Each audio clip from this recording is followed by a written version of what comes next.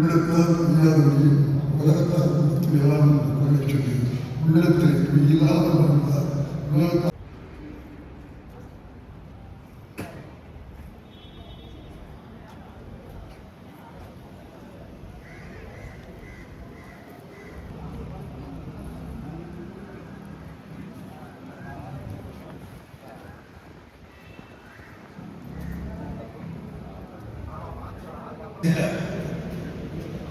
நிகழ்ச்சி அரங்கம் இந்த ஊடக பத்திரிகையாளர் சந்திப்புக்கு வருகை தந்தவர்கள் அனைவருக்கும் ஏவிஎம் குடும்பத்தின் சார்பில் மாலை வணக்கங்களும் நன்றியும் தெரிவித்துக் கொள்கிறேன். முதலில் ஏவிஎம் அந்த சகாப்தத்தை பற்றி ஒரு சின்ன ஒரு கூறும் படம் அதை பார்த்துவிட்டு நிகழ்ச்சிக்குள் போகலாம்.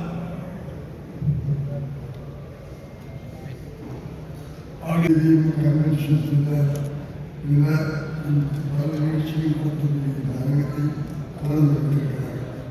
உங்களையெல்லாம் நடத்திக் கொண்டால் விரும்பியும் சொல்லிய இவ்வளவு அரங்காக எல்லா வசதியும் கூட இந்த அரங்கத்தை உங்களுக்கு முதலிலே காட்டி இந்த செய்தியை மக்களுக்கு ஒரு சேருங்கள் என்று சொல்வதற்காகத்தான் உங்களையெல்லாம் வைத்து இந்த மண்டபத்தையும் ஏழுடைய சாதனையும் உங்களிடத்தில் சொல்லியிருக்கிறோம். ஆகவே பத்திரிகையாளர்கள் உங்களை அனைவரையும் நான் வேண்டி கேட்டு ஆசைப்படுவது நல்ல முறையில் ஏழுக்கு ஒரு அனுபவத்திற்கார்கள் இந்த மண்டபத்தை மக்களிடத்தில் கொண்டு சேருங்கள். அதை செய்தீர்கள் என்ற நம்பிக்கை கிடைக்கிறது. ஆனால் அவர்கள் அழைத்து நேரிலே சொல்ல வேண்டும் என்பதற்காகத்தான் இந்த பத்திரிகையாளர்கள் நிகழ்ச்சியை நாங்கள் வைத்திருக்கிறோம்.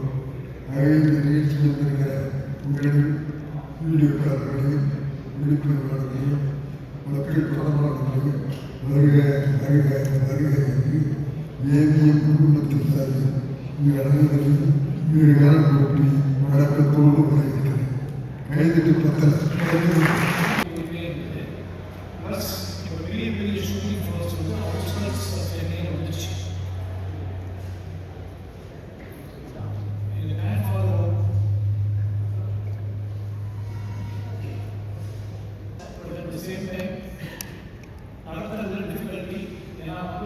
எலக்ட்ரிசிட்டி பில் கட்டுறது கட்டாமல் போயிடுச்சு. ஸோ அதனால் ஒரு ஷூட்டிங்ஸ் ஒரு கன்வெர்ட் பண்ணினோம் கன்வென்ஷன்ஸில். அண்ட் இன்னொன்று வந்து அவர் ஒரிஜினலாக தேவகர் அரசில் ஆரம்பித்த போது தான் ஃபோன் நம்பி அது இன்னும் இருக்குது. அதை பிரச்சனை இங்கே போகிறாங்க. அதை இன்னும் ஸ்டுடியோவே ரன் பண்ணுறோம். இதுக்காக தான் வந்து இதில் வந்து ரீபர்பஸ் பண்ணுறது. இது அதே பழைய பில்டிங் தான் அது.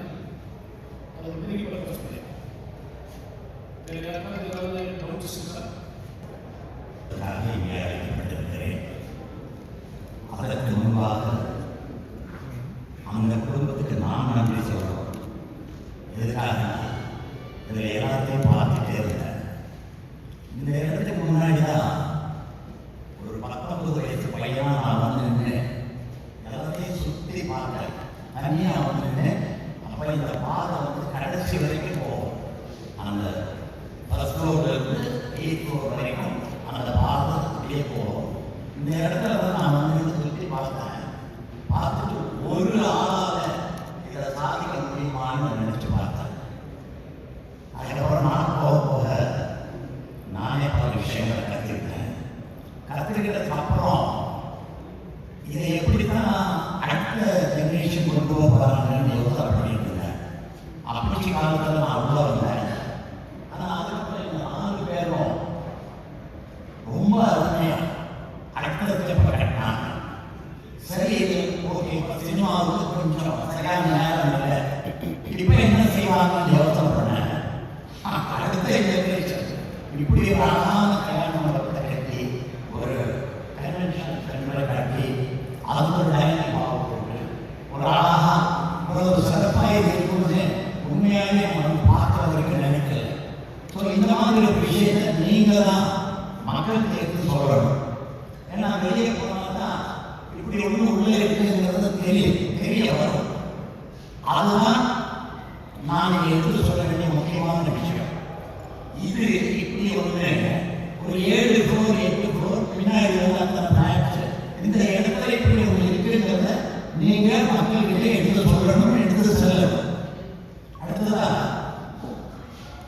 அந்த 3வது ஜெனரேஷன் எடுத்த முடிவு சரிதானா அப்படின்னு யோசனை பண்ணி பார்க்கும்போது நிச்சயமா அது சரிதான் எடுக்கப்படுது.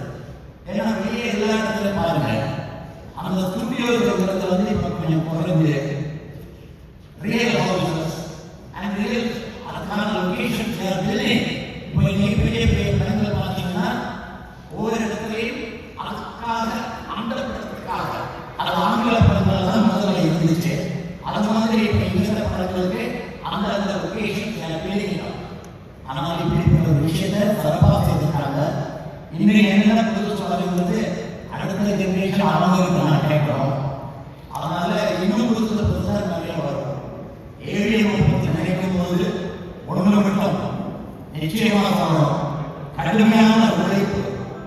அது ஆப்பிரிக்க காலத்தில் இருந்து நான் 68 இங்கே வந்தேன். இன்னைக்கு இங்கேருந்து நான் பேச முடியுதுன்னா நான் ஓடிக்கிட்டு இருக்கேன்.